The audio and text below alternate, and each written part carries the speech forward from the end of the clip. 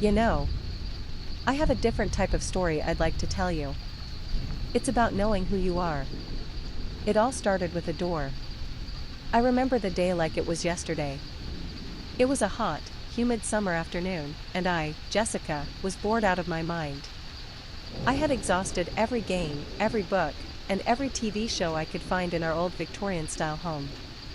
My mom had gone out to run errands, leaving me with nothing but the creaky floors and dusty portraits for company. That's when I found it, the secret door. It was hidden behind a bush in the farthest corner of our backyard, shrouded in ivy.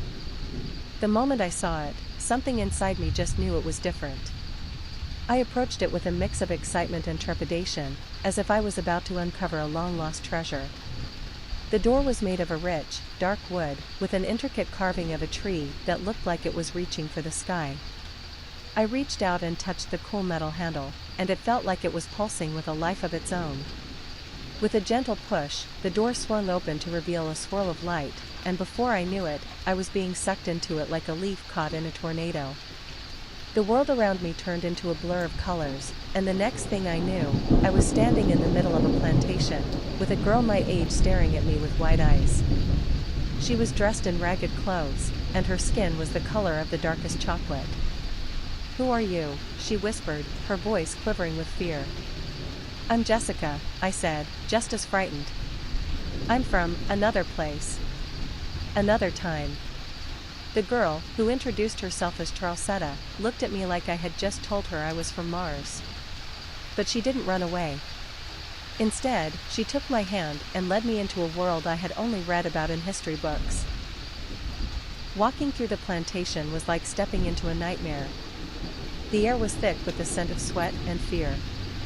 The fields stretched out before us, filled with people toiling under the unforgiving sun. The mansion in the distance loomed like a monster, a stark contrast to the shack where Charlesetta lived with her mother and siblings. As we talked, I learned that she was a slave, owned by the very same family whose last name was etched into the stone above the doorway of our house. The realization hit me like a ton of bricks. My heart ached for her, and I couldn't believe that people who shared my blood could have been so cruel. Our friendship grew over the next few weeks, as I visited her almost every day. I taught her to read and write, sharing stories of the future she could never imagine. She, in turn, taught me about the strength and resilience of her people. We became each other's confidant, sharing secrets and dreams under the shade of a giant oak tree. One day, while we were sitting together, a commotion broke out. A group of men on horseback, known as paddy rollers, were patrolling the area, looking for runaway slaves. They were brutal, and their presence sent a chill down my spine.